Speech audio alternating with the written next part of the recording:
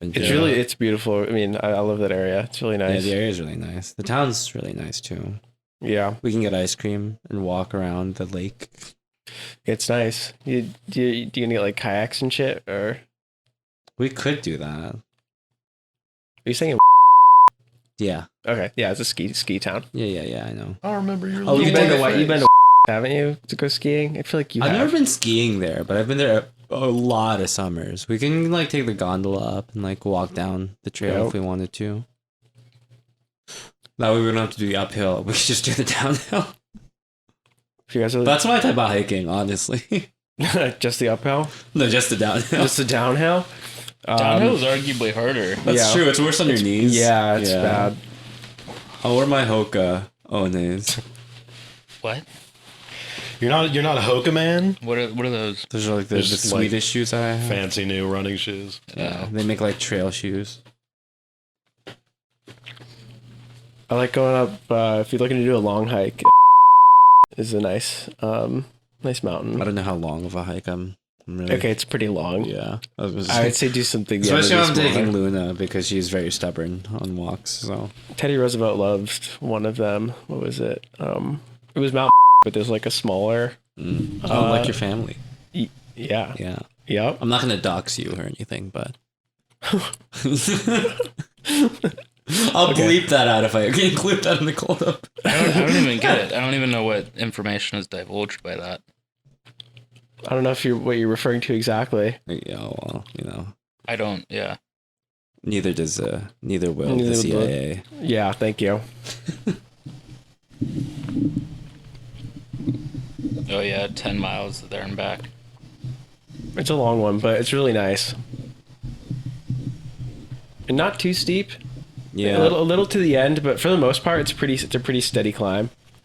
Yeah, it's just I'll have to carry Luna on my back. Is it doable? I mean, just like regular sneakers. If we're doing a hike with Luna, you're gonna be carrying her. I haven't done it in a while. Well, that's what I was gonna do anyway. Back from college, like went up with friends, and we ended up going when it was pouring. Oh, nice. So we were all runners, so we ran down like on the rocks. Yeah, which is very stupid in hindsight, but a lot of fun in the moment. But it was really cool.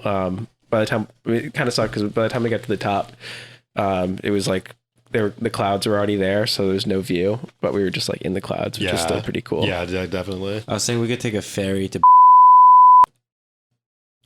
That sounds like a whole day other trip. thing. That's a lot. But we're there for one day too. We're on the river. We can go to the chasm. We could take a bus to.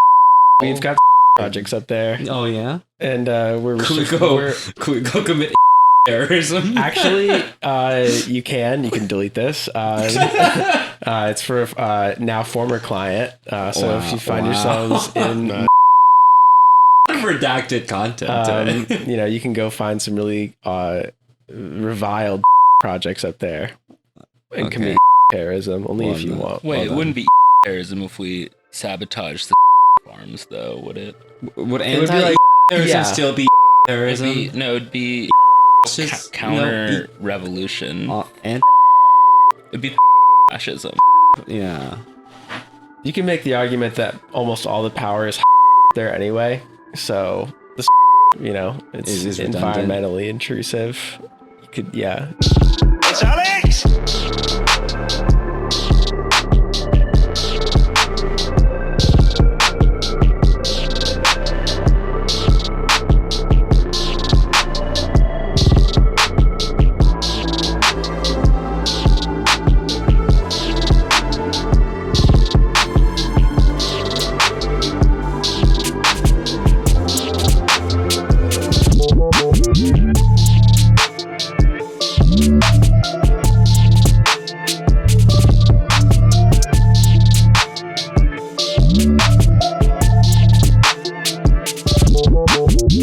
Episode 211 of View from 202, and the moment you've all been waiting for, everyone's been waiting for, it's finally here. It's here for the first award show, but the second annual awarding of the ASC GeoGuessr View from 202 Golden Boot.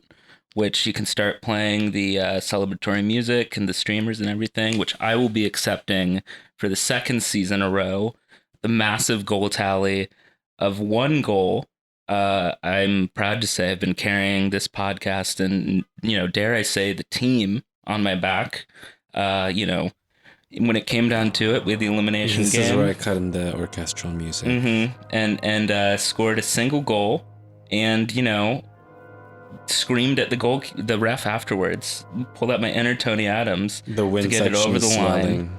Yeah, so I'd like to thank all of my support, my coaches. I wouldn't have been able to do it without having my AirPod in my right ear and Haddad barking orders into my right ear based on all the latest stats. And a special thank you to all my haters, including the off the perch contingent, including Haddad, even though he was also my coach in my ear. Juan, of course, and who else am I forgetting to shit on here? Oh, you three, obviously. No support, solo goal, solo effort. So I don't think any of us were even on the field. Yeah, so looking forward to playing again. Although I was on the field for none of the goals conceded, I will say. And I played a defensive position. But so. no goals. Yeah. You didn't score any goals, though. No, but I did my job. I'm looking forward to scoring exactly 1 goal next season as well. My XG was incredibly high over the course of this year. Yeah, I had so many good runs that went unmet. You were the New York Red Bulls of the season. Yeah. I'm also unrealized expected goals. I'm having my Letitia moment here as well, where I have to fess up to something that the statute of limitations may have not expired yet on, is that I did accept a payment to take out Cork in the second half of the game. When we collided on the pitch. Yeah. An unnamed podcast of unknown provenance did offer me a cut of a very prestigious sponsorship deal they signed in order to destroy the editor of Once Metro and completely sideline that as well. That, unfortunately, I failed at because Cork is still with us here today. Because I'm made out of fucking titanium. Yeah. It's hard to measure the psychological damage, though. We'll see. It's a ticking time bomb. Well, I mean, you're like, old football guy, right? It was like getting, trucked by a very small cornerback in the NFL. Although I do have whistleblower footage that says that Cork was paid by the same benefactor to sustain an injury in order for us to lose that game as well. So I mean, the bets were out there. It turns out that the conspiracy goes deeper than we all thought. Well, it's just smart betting, hedging your bets 4 ways, 2 ways, I don't know, but dirty bets all around. So glad to be the Steve Bruce of this team, scoring despite being a defender. My pleasure. The Red Bulls, on the other hand, did a defender score one of the 4 goals? No, 3 goals we scored this week? I don't know. The Chicago game is a blur to me already. Yeah, man, that feels like a month ago. It's been a long week for Red Bull New York land. This week we are recapping the 3-3 draw against Chicago at home, and our first away loss of the season, 2-0 in Miami or Fort Lauderdale, whatever. I don't know. It's all Miami. It's probably actually in one of Carroll Manors or something, like one of those bizarre little municipalities. Yeah, Miami Gardens or whatever. Yeah. So a haul of 1 point this week. The 3-3 draw was a wild one. Been a while since we scored 3 goals, and also have we given up 3 goals? That's the most goals we've given up this season, right? Yeah, it's first most goals we've given up since New England, one of those shitty New England games last year. Yeah, at the beginning of last year. That's a weird feeling game to be at. What was it like to be at? In what way? I don't know. Like, it just felt like at the end that I was just disappointed still. Oh yeah, I mean, yeah. You know? I honestly, when we scored late to equalize it, so we should have never been in that position. But I wasn't really that relieved in a way. I was like, given that we still haven't won at home, I was still kind of like, well, that's a modicum better than losing. And Chicago's not like a fearsome opponent. Just bad. No. They're just a bad team. I was moderately surprised that MSG decided to show the game because, or rather, I mean, they were showing MSG had the Slonina show scheduled for 2 hours where Steven Shep talked about Chicago's goalkeeper Slonina, and they also talked about the away team, the New York Red Bulls, which was nice because although obviously the main character of the game was Slonina, Steven Shep seemed to have spent about 15 to 20 minutes researching the Red Bulls and talking about them as like just, sort of the courtesy that you put in for a random like cup tie. But the most important thing is that I got a lot of information about Slonina, such as the fact that he's young and that some people make mistakes, but that's okay. He's still better than everyone else. And that there was 11 other guys on the field that don't really matter. But I saw Slonina. I heard Shep and Steve talk about Slonina, which is the most important thing. And boy, did he live up to the hype. Yeah, and I'm glad that Steve is now permanently on. He's quit his Devils job. That way he can commit full time to covering the teams that the Red Bulls are playing every week. And also maybe talk about the Red Bulls every once in a while on the podcast, but mostly focus on the other team that's playing. And the Red Bulls get mentioned as like a courtesy thing, which is very generous of him. Well, that's his full-time gig now. To talk about important players, worth mentioning, I got to brag to my doorman that I got to see Shaqiri score, and that was very big. Did that feel good? Did that make it worth it? It was really big for the Albanian community here. So overlooking Switzerland yet again, the most egregious crime of all. Yeah, there were. I like how there was like tons of Albanian flags in the stands, and luckily, not a single Switzerland. Luckily, it's our colors. Yeah. Well, were there really? Oh yeah. Nice. A bunch of Albanian flags. All the Swiss emigres were busy at a Bilderberg group, in Chelsea. Yeah. Yeah. Tim Schmoll was there. Yeah, he skipped the game. Exactly. Tim Cahill was on retainer for 200,000 francs. Tim Cahill's been an honorary Swiss citizen secretly for, I would guess, maybe 6-7 years by now. Yeah. Klinsmann obviously was there as well. They were busy. They had more important things to do than go see Xherdan Shaqiri. But also a big focus of the MSG broadcast as well. The main character, second main character, after Slonina. But yeah, I mean, we see the return. We see Cameron Harper once again at right wing back. Having his Gareth Bale moment right now. I know. I mean, all he can do is just run past people. And sometimes you just got to shoot. Honestly, Cameron Harper and me are very similar. Very similar weeks this week. Yeah. This is very true. Sometimes you just gotta sometimes it's not even a shot. Sometimes you're just squaring a ball across at the very end of the face of goal. And the face of goal, and the goalkeeper just knocks it in. And that's the key. Cameron Harper understands this. This is why he scored a critical equalizer this week. And, against the Wonder Kid Slonina, too. Yeah. This is also how I scored a go-ahead goal against the top of the table that we then squandered. So I really relate with Cameron Harper this week. But I don't know where to begin on. I mean, we scored the right amount of goals this game, but what is the diagnosis on why we concede 3 uncharacteristically here? I kind of felt like we only scored 3 because we gave up 3, though. I know what you mean, I guess. Yeah, that was kind of my sense of things too. It's a good sum up of it. Because it again just feels like if we're up 1-0, we can't just keep it up 1-0, and then we have to go down, and for us to get the impetus, energy to score, easily the way we did at the end. I don't know. It's weird. I do think maybe there is this kind of psychological thing going on. There's a lot of psychology in this group right now. I don't want to diagnose anyone. I'm not gonna DSM-5 anyone, but is that what it is? DSM? manual, the big ass book with all the illnesses in it. Something like that. Somebody will correct me online. But suffice it to say, I'll just say there's lots of psychology happening. This is why we should have done the Twitch stream, because then someone in chat would have just found that for you. That's true. Yeah, I could just farm content from all 4 of our chat members. Exactly. But yeah, I think psychology is going to be a recurring theme of the week, dare I say, because I think that does seem true. We do seem to have a problem sort of just asserting ourselves onto the game,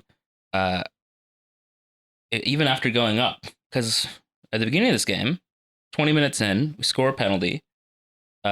Good old Ted Uncle, old school ref, doesn't need stupid fucking cameras in order to get his squad on. I was so excited during that moment, because not only did I see us potentially, go up, but I saw the squad. Yeah, I was like actually relieved to see a little bit of a hallmark, sporting moment. A classic MLS. Yeah. It's very in vogue now to I don't know, I feel like especially since I'm lurking on baseball on things. Everyone's like, oh, I hate the ump show, whatever. But every once in a while, I'm like, yeah, you know what? I like a little hallmark call there, hallmark squat. Don't need to go look at some shitty screen on the side of the field for 15 minutes before you do it. Just call it, see how it goes. So good for you, Ted. Bringing a little bit of a culture back to the game.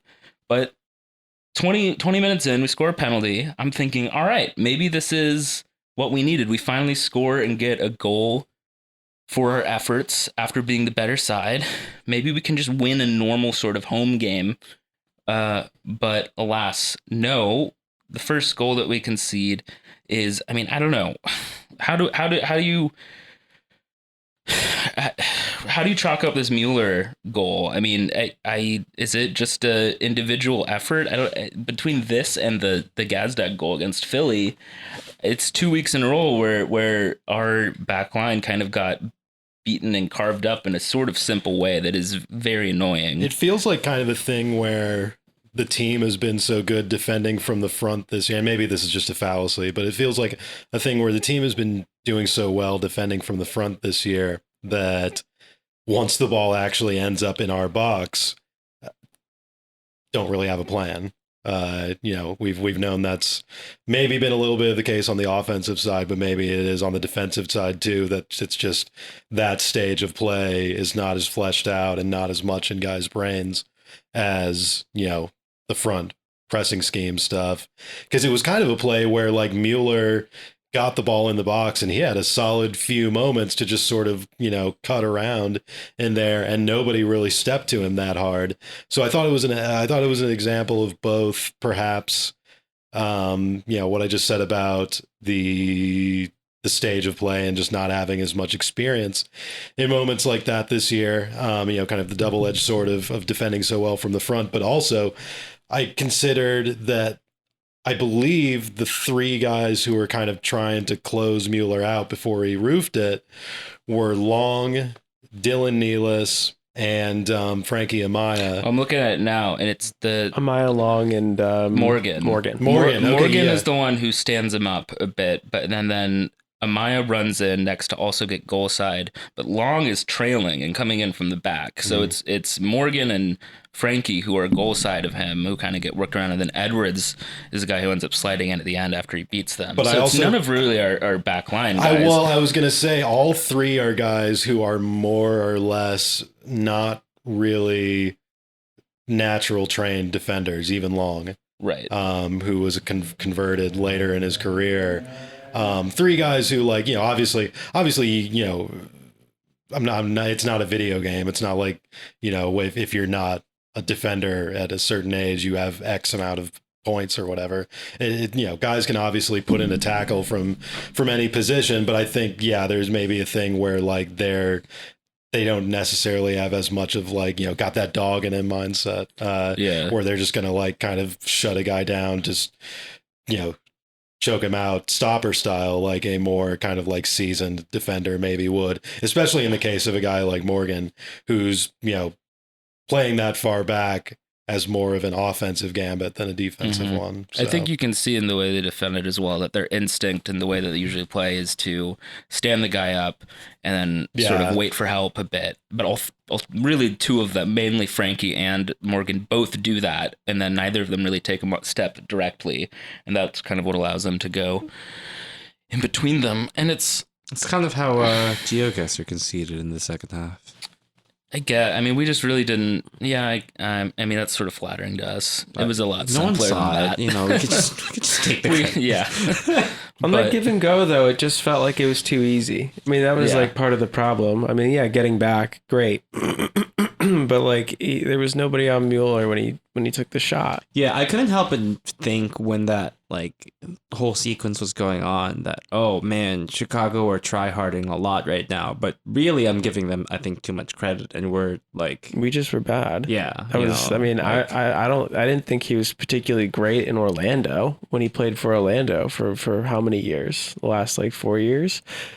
So I don't know. He did go on loan for a little bit. So whatever. You know. So is he the one who? Is he the one who went to Scotland or Belgium? Yeah, he's a Scot. He went to Hibernian for like a year and then is already back. This is the one we were talking about last episode. Right. Yeah. I already could not remember which was which, or maybe if there was a third Chris that I had forgotten about. Mueller went to Scotland. Durkin plays for DC and went to Belgium. There was another weird Scotland, but they both look like kind of weird, like just that EA that sports look. characters. Yeah, like kind of blockhead guys. Yeah. Yeah. Well, it's a shame too, because I feel like one thing we were saying last year was, wow, we're really quite, defensively stout. We're really solid in playing in a low block, which is something unusual for a Red Bulls team. Maybe this will transfer forward and we'll be a little bit more daring. We did at the beginning of the season ask maybe if there would be a trade-off or wondered whether that was even a valid question. But maybe the looming thing is also that we're missing Andres Reyes as part of this too, because I'm also looking at this, and when we concede this goal and these types of goals, and we have the three guys who are most directly involved in this on the goal side of the ball are Edwards, not a native center back, Frankie, not a really defensive midfielder, sure, and Morgan, as we said earlier, where none of those. I mean, Edwards was a bit involved in that, but he was sort of just doing a last ditch effort at a block. But those two guys, Morgan and Frankie, were not really involved in what kind of made the low block so effective, or just our fundamental defending so effective last year. And you could also maybe extend that to the goal we concede on the corner, which was really disappointing. Another set piece failed by us, which that is, I don't know, that's just like training and preparation, right? I don't know why we're getting the ball headed on. Yeah, getting beat twice, both a flick on and like just easy header back post. Yeah. Like, and it looks like, I don't know, it looks like maybe Barlow gets tripped up or held up, but I don't think he was going to be anywhere near the guy who headed the ball on either way. It was pretty fundamental, not earth-shattering stuff.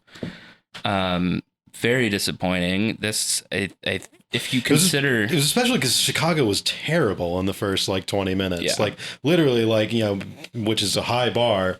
Maybe the worst away team, at the arena this year, and they turned it around more than any team has this year. So it was very strange to see, because like I said, they were particularly inept in the first half. Well, I think the first 20 minutes, and then they ended up actually putting a bit of possession together. And I don't think that was them all of a sudden like flicking a switch and like getting their mojo for the rest of the year. I think it was us just kind of weak, having a flat day and kind of checking out of it once we gave up one goal. Yeah, but like, are people smelling the weakness now, or like, is that motivating people now? I think it's like, do we get a good run of play going from the opposition? They're like, oh yeah, this team is beatable, and this is reaping what we sow. This is I think the long-term impact of teams looking at the tape from Minnesota, looking at the tape from Columbus, looking at the tape from Montreal, and saying,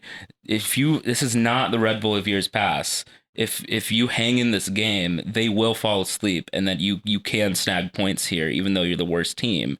And yeah, as you're saying, even though they were abysmal for most of the match, they clearly were aware of that and knew that there would be moments where they could take advantage of it. And it sucks to see because, I mean, especially if you view, I think the goals, like we've pointed out earlier, against Minnesota and Montreal as being sort of they're technically in the run of play, but there are these balls that are recycled back in after a set piece or something, and kind of are very similar to it. This is like a monstrous amount of our goals come from these kind of situations, which they I don't know, my amateur dilettante from the outside looking thing is that they need to work on this in training one way or the other. Film training, I don't know. It's happened over and over again, and it's not something that a real contending team, either in the table or in a cup tournament, can afford to do.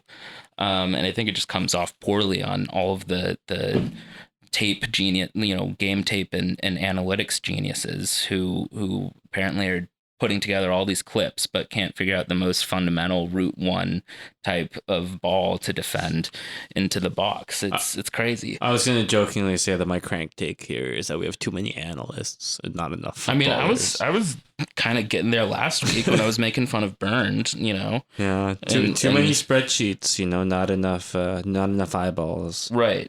I mean, what are all the 29-year-old NBA, whatever the German equivalent is, GmbH, MBA, whatever. It's the Austrian. What are they all going to say in this sense in the locker room when in terms of mentality of going and of fighting out a game? Like, oh yeah, this reminds me of one time I drank an extra cup of tea when there was a slightly harder assignment at business school. No, like the fuck are these guys going to say about this? Like, oh yeah, this reminds me of this one time I couldn't figure out what exactly the formula error was in my Excel sheet.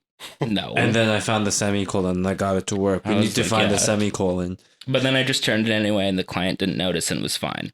Oh, okay. Yeah, it turns out, now that I think about it, business school is easy as fuck. Yeah, okay, sorry guys, I don't have any anecdotes for you.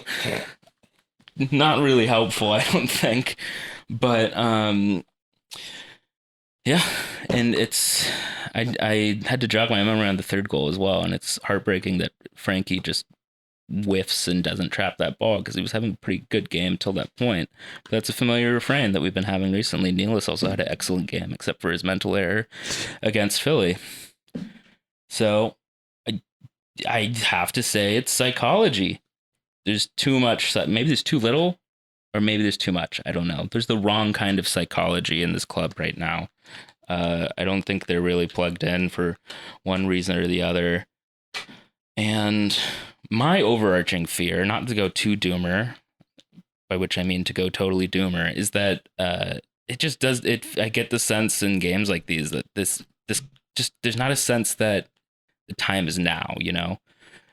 I feel like there's a perennial sense that like, oh, we're gonna win trophies like soon. Or like the team's going to be soon. My career is going to really kick off soon.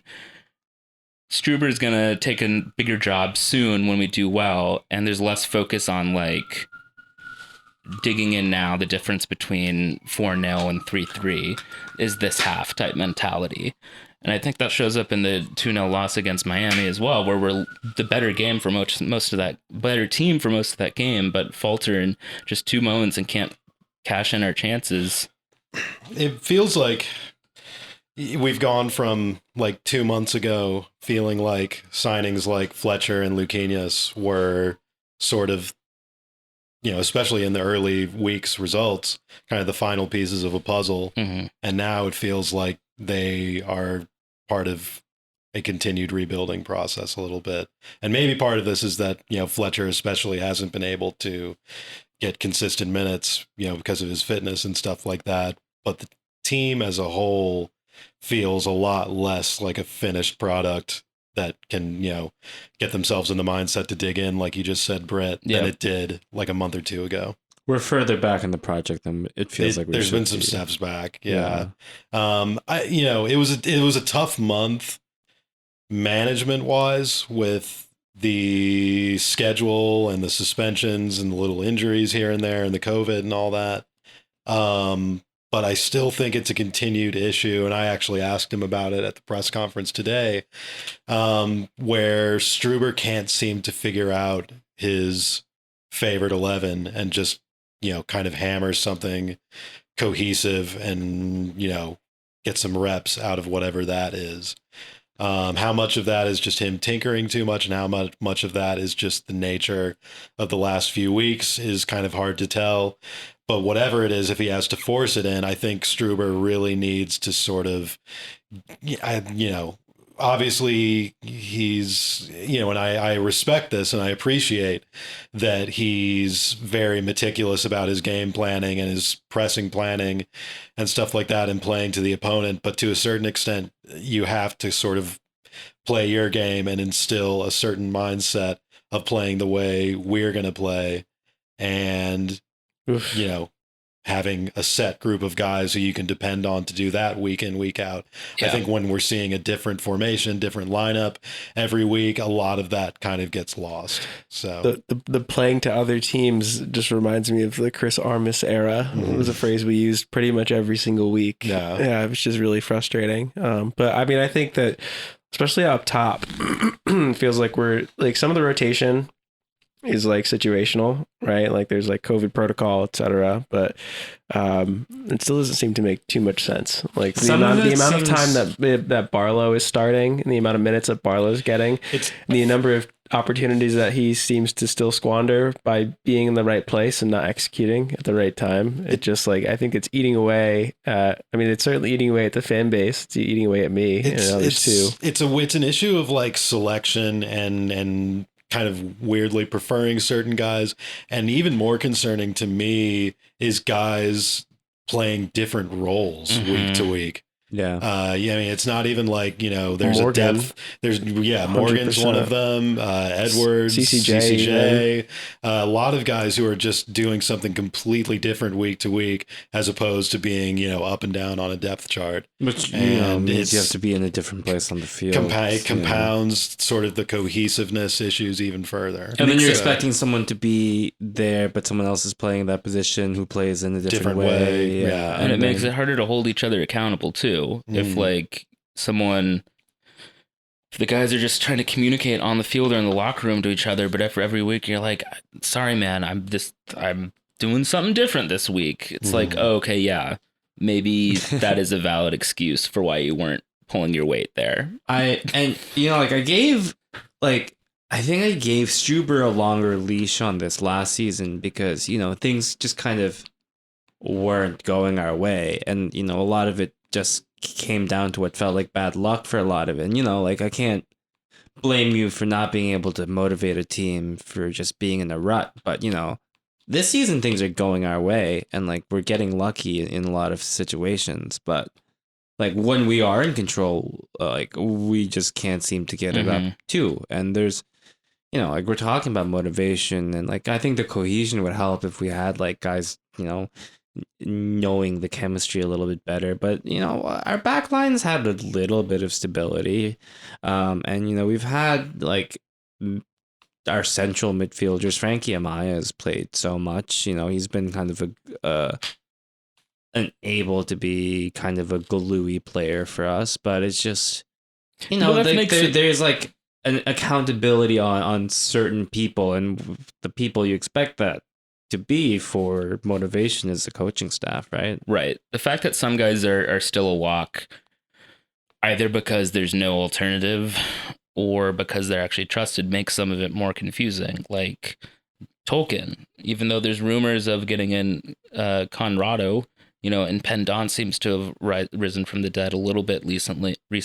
He's still been inked in the lineup forever, kind of regardless of, or just with way more leeway than other guys seem to be. But there's the rationale for Drew kind of sort of losing his spot, maybe just sort of being rotated. It's unclear, completely inscrutable, I think. Yeah. It's in hindsight, it does not make sense why CCJ was put into the midfield for most of the last month instead of him when Drew has played mostly pretty well. Frankie, on the other hand, does still seem solid, other than this error this week. But then you also move CCJ up further in the midfield to put Drew back on. I don't know why. It looked like we were moving towards Lucanius becoming a fixture.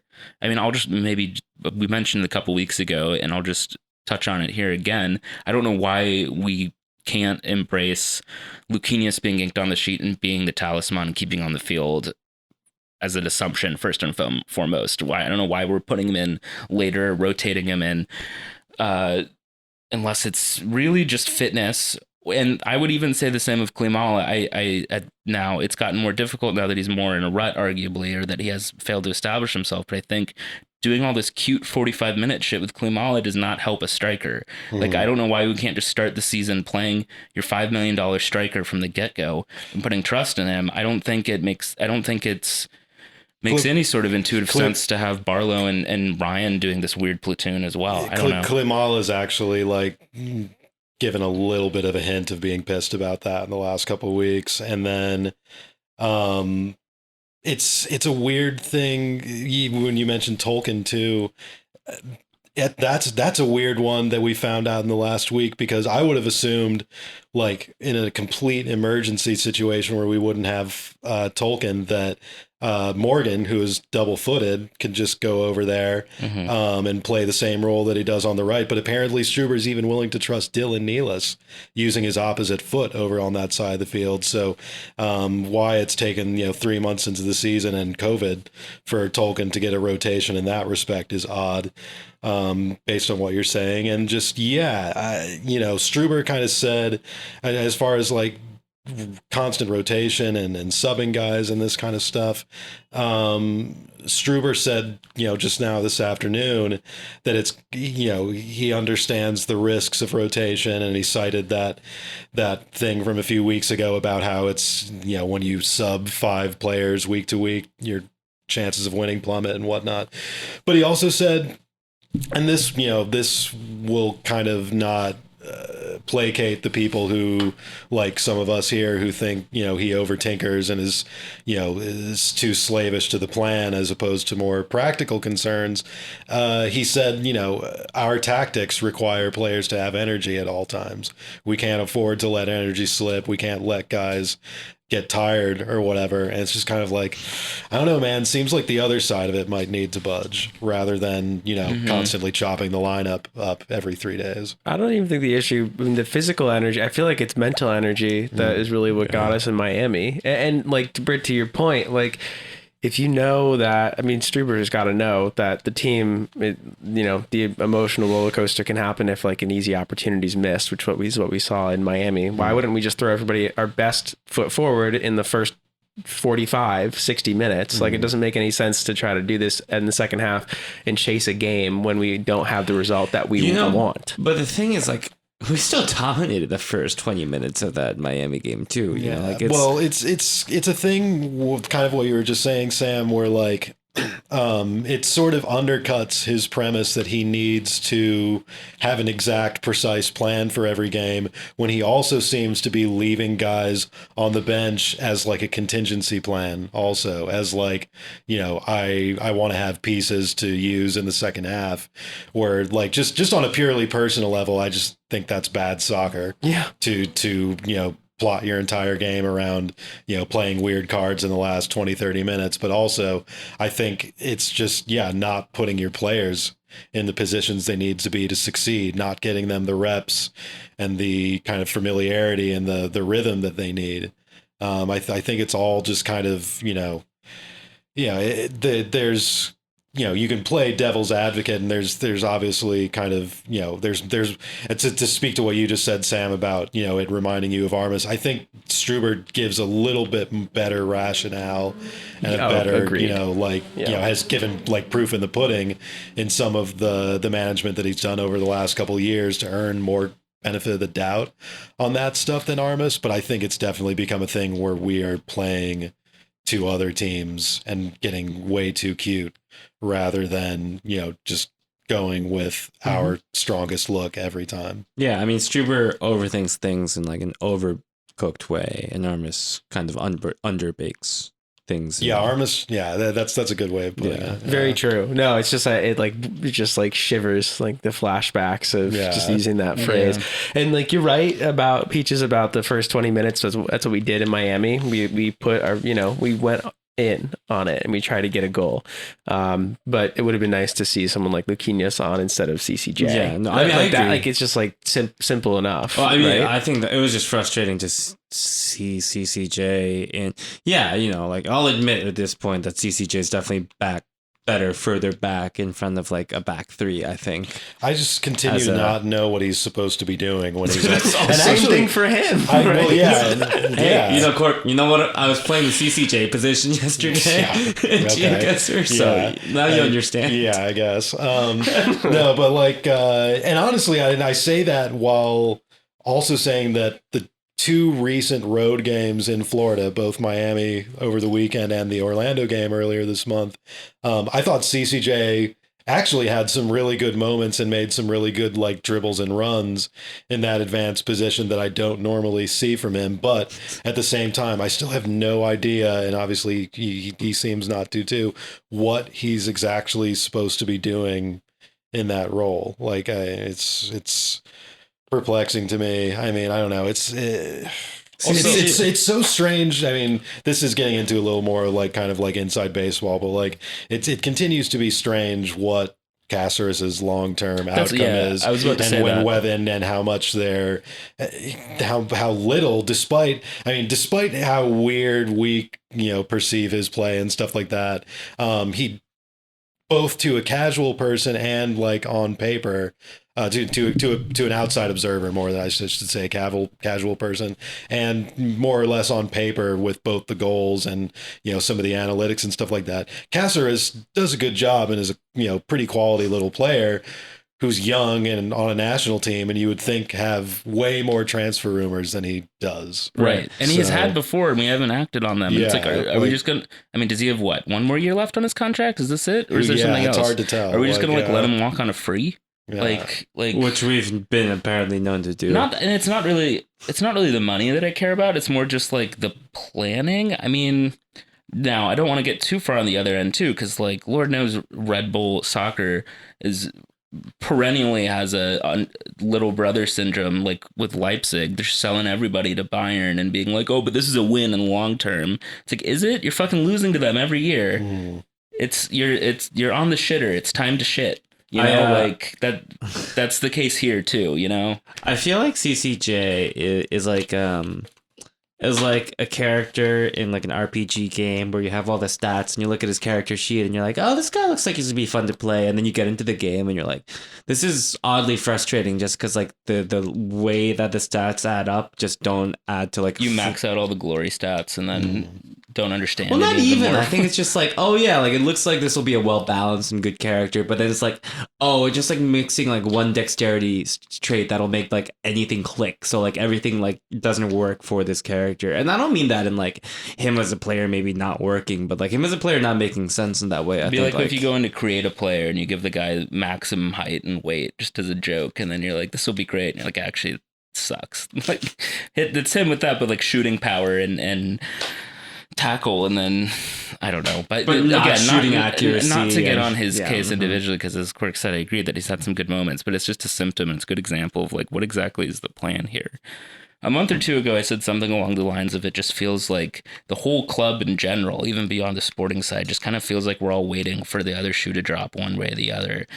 That sense has only gotten worse for me now, and it's really gotten like kind of what I was saying about not the team not feeling as finished as it did a month ago, getting even more doomer after you just said that. Like, yeah, it really does feel like this situation is, even the positive side of this situation is not going to hold for too much longer, and it's really hard to see what's beyond the horizon. So because looking at this, it's like, I don't think we're shit. I know that we're not shit. Like, the fact that we were dominating much of the Miami game and we still lost makes me more frustrated in a way, because it just feels like we're not winners. It feels like we're a bunch of pretty skilled guys who can't put it together though, and don't have winners, and it makes me feel apathetic. A freak weirdo who does a weekly podcast about this team is feeling apathetic.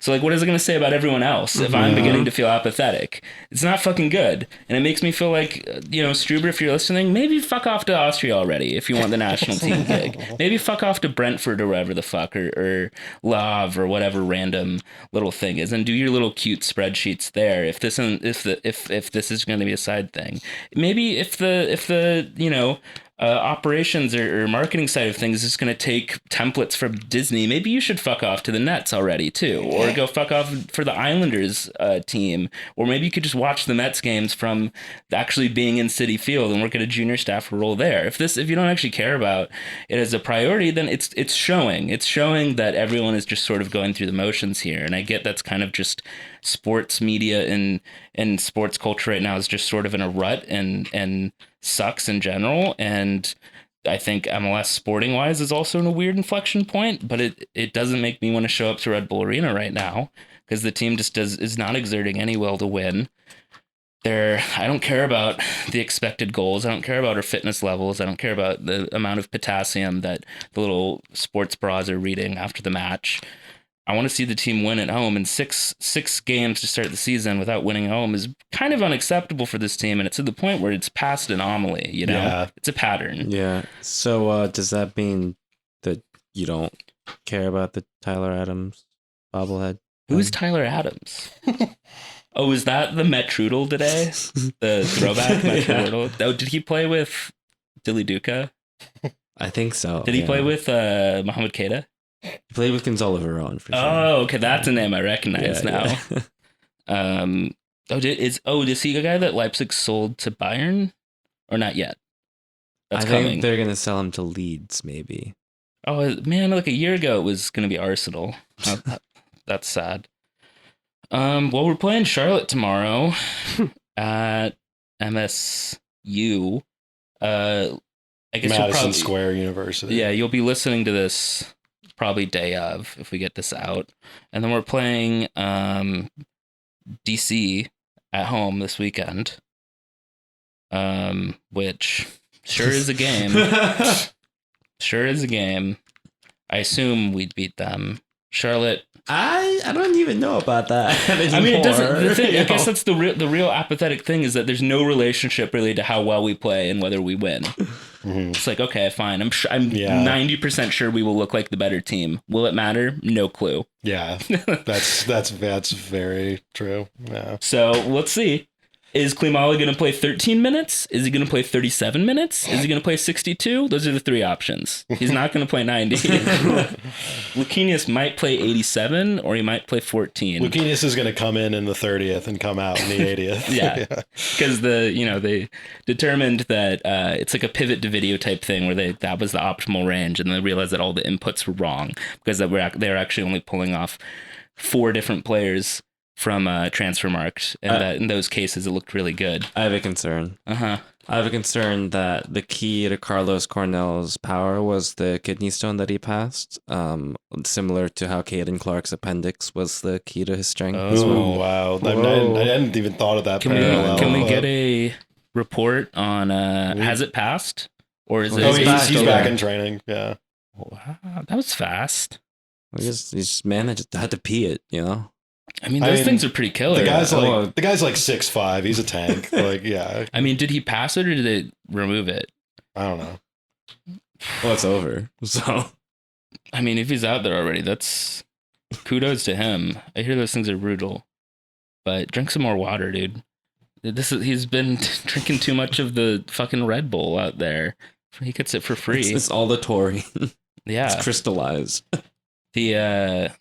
When I watched on ESPN Plus, I got Ray Hudson and some other jagoff. Oh God! And I guess Miami is like on F1 fever right now because the race was there, and they're like, "Oh, Gerhard Struber with the AlphaTauri shirt." I don't know if any of you guys watch F1 out there, but that was in Miami recently. That's an F1 thing. Wow, Miami's finally on the map. I know, right?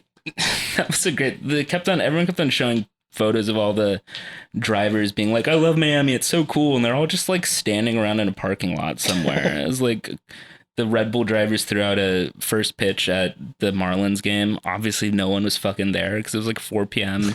at a Marlins game. I was like, none of this looks cool. Everyone keeps on yelling, all rich people keep on yelling at me about how cool Miami is, but there's no evidence to, like, there are clubs in other places. Every city has clubs. Yeah.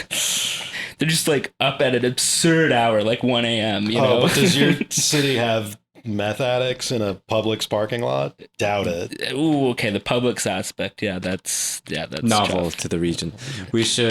There would be, I think, a triangulation of a NYC, Miami, Vegas rivalry once that happens. I guess, in that it's like the hyper reality thing where none of it actually exists in the real world. It's all just its own plane of hyper capitalistic existence. Yeah. You know, I'm pleasantly surprised to see that we're still in 5th place in the table after that week of results. That's good, because I was going to ask, but I was too afraid to know. Yeah, it's one of those weeks where I just kind of like, fuck it.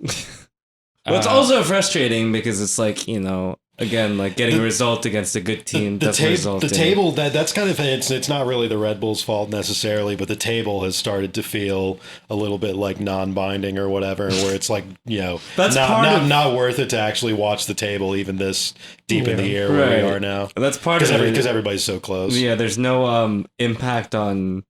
There's no real material impact on the good stuff that we do on the table, but like also not in the bad stuff that we do. So yeah, there's no relationship to like performance. Especially beginning with that Philly result a couple of weeks ago, it's become both. There's no relationship between how good our performance is and what our result is, and there's no relationship between what our result is and what happens in the table, which makes it all the more kind of just disorienting and not compelling. Right, because I remember you being frustrated because we kept like either drawing at home when results were, you know, bad or like good for us, which is also like, you know, we were just not getting punished for those either. I mean, we would be like, if we won like 2 games at home by now, we would be right top Shield contenders. See, that's what I was thinking when I rewatched the Miami game, already knowing these results. I was saying, you know what? This kind of, and I'm stealing this from Jav, who said this online, that this kind of result would be totally bearable if you'd won a fucking game at home by now. Like, these kind of results happen away,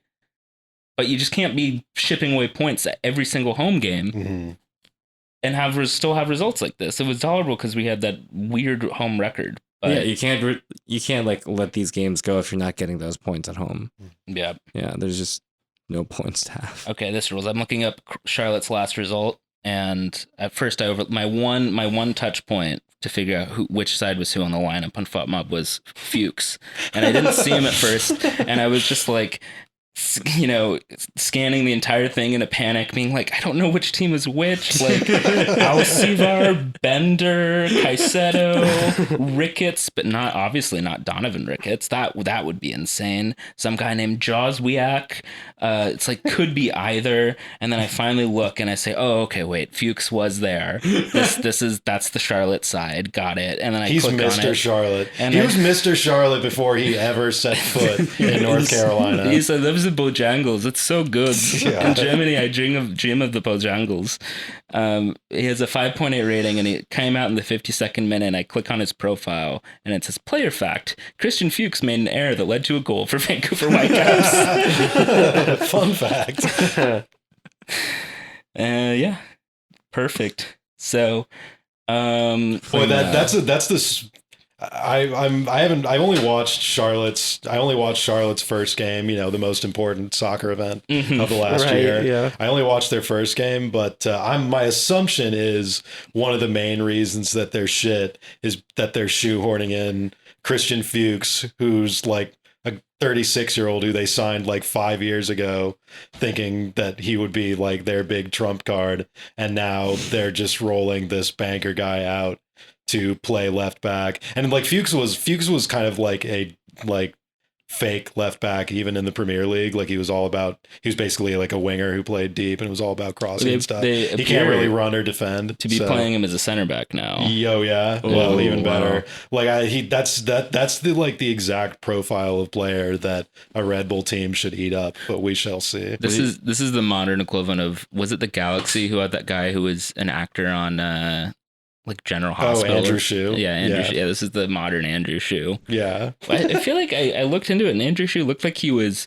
fairly he like legit played for like a couple seasons. It looks like he was just as good as most guys in 1996 MLS. I mean, most guys in MLS in 1996 were either like quitting being bartenders or truck drivers. He just happened to be quitting being an actor. Right. And then you had also Yuri Zhorkov and or you know, the big guys who came over. But yeah, I'm not going out to MSU. I don't know how to get there.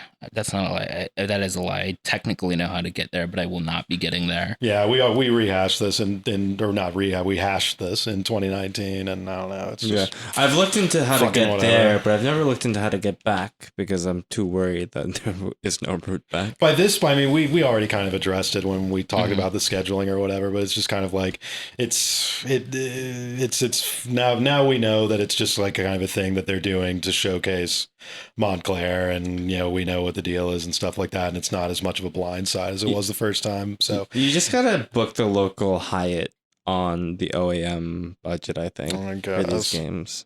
I think they I'm announced gonna hitchhike there. Yeah. They announced that there's free parking, which I'm going fucking bananas over. Yeah. I'm like hooting and hollering. I'm revising a whole chapter of my thesis about it, actually. Fucking free parking in Montclair. And people say cars are bad. I know, right? I would say that my knowledge of parking lots in Montclair is fairly grim, just based off of an episode of The Sopranos. So, which is, I can only assume that that's where Montclair's from, is The Sopranos. It's created for that, much like that town in Florida for the Truman Show. You should go in with a Sharpie and just put like an asterisk and have it say, for trains. And then Free parking for trains. Yeah, and then you'll get them all, Sure. Get them all? What? The people who want to park there. And then they'll see the sign. They'll be like, oh, I have a car. Can't park here. Oh, okay.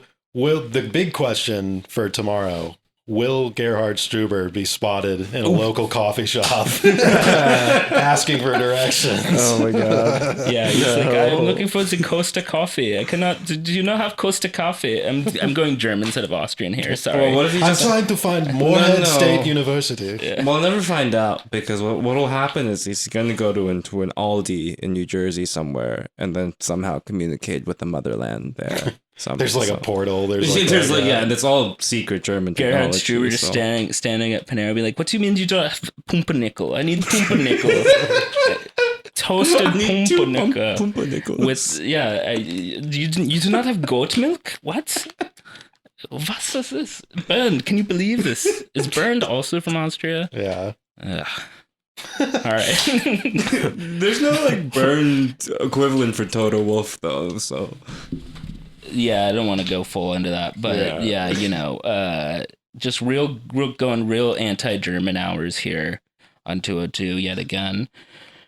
But God, I just, we could have, maybe if we were like Milan won the league this week after not going with Ralph, maybe that could have been us. I don't know. That's my boy. It's my boy Olivier. You did it. Is he in Milan right now? Yeah. Oh, I didn't know that. Anyway, I have nothing to say about DC. I pretty much have already said it. We'll play better than them. Will we win? Who fucking knows? Charlotte? I don't know. Maybe this will be 2017. Maybe we'll have a cup run. Presumably Mara's going to start because he's twice in a row now because he's the cup keeper. I guess that worked out well. He got some minutes in. He's definitely not. I mean, in the last couple of games he's played, he's definitely a step down from Coronel, but he's been pretty solid. Yep. He's always been Ryan Mara level. Yeah. I feel like the league has somehow never passed him. Yeah. By. I mean, when he came on the scene, he was like a pretty damn good looking prospect, and just had has had his weird little decade career ever since. I mean, I feel like if he never got injured in 2012, we would have never signed Luis Robles, and he would have been our keeper for who knows how long. Yeah. I mean, maybe only a couple years. I don't know, but it really was just sort of that. He's making a shitload of money, as we found out last week. Is he really? For a backup keeper? He's making like $400,000. Yeah. Oh, good for him. Good for him. Like, he's earned it. Jobs for the boys. Yep.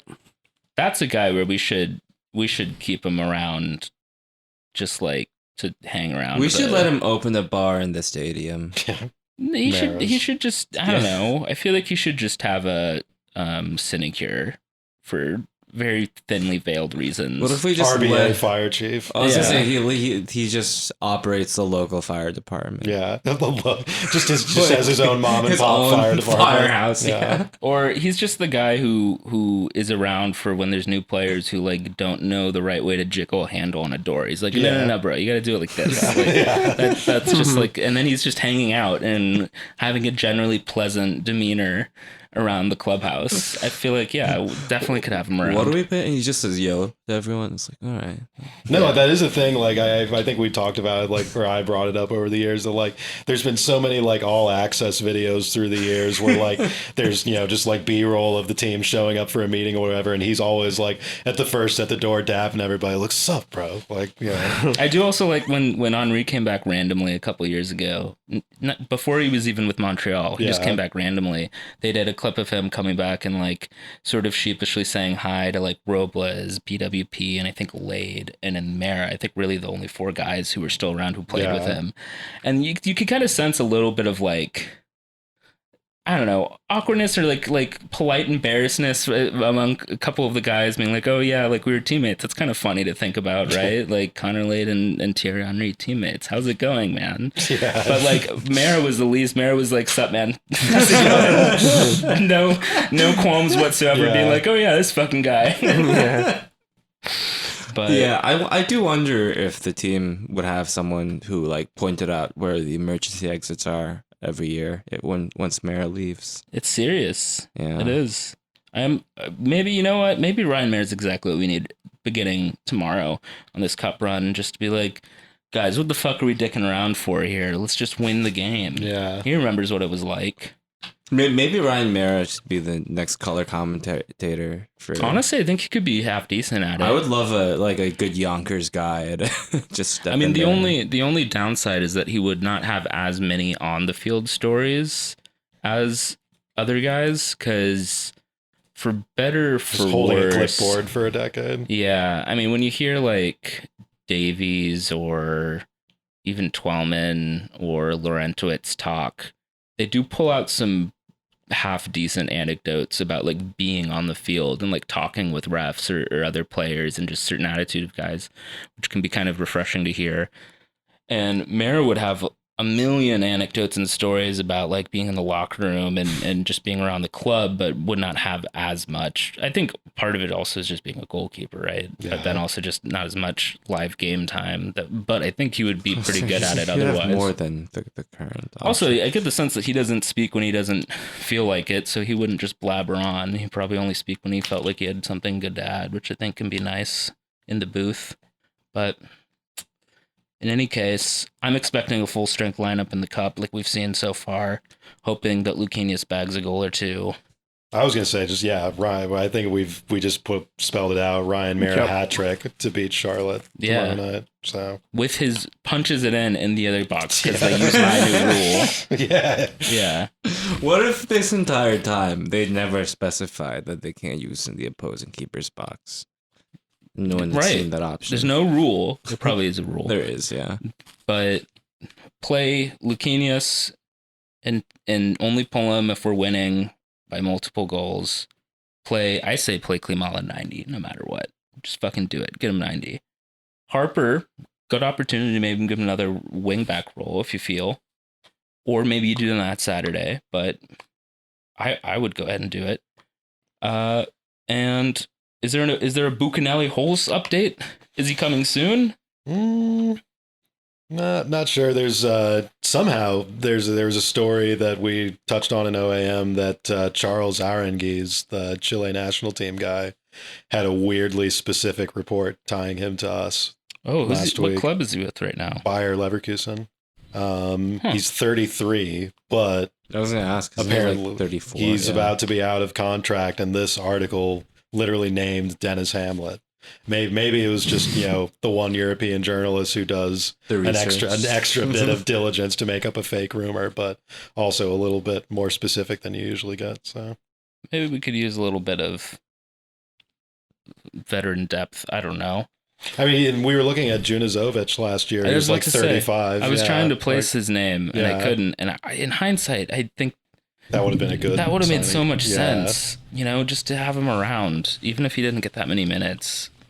I don't know, but fuck it. Is this the guy who got beaten for his job by the English guy Ben Brereton Diaz? No, they play different positions, but yeah. Oh, okay. Aaron Geese is like a 8, like attacking midfielder. Oh, okay. Fair enough. Well, any other notes for this week?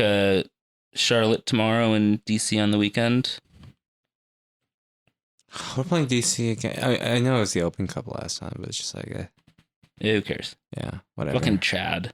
It's just so weird that we beat the brakes off them a little over a week ago, and we don't feel that confident going into a home game against them. Yeah. It's a little weird right now, but that's the way it is. hopefully they reset things this week and I did we somebody can have shared a positive some international break. tweets from DC World where a couple DC fans are like, "Oh, geez, I'm glad that we threw the cup just so we could play one more game with fresh legs." Chad, good job, Chad. Chad, if you make us eat our words on Saturday, then I don't know. Fair play, I guess. I mean, we do love, like, we lost to Phil Neville. Like, we love. Fucking Phil. I forgot that it was Philip. Do you have any fucking pride, Gerhard? Philip? Jesus Christ. Jesus Christ. All right. It's Alex.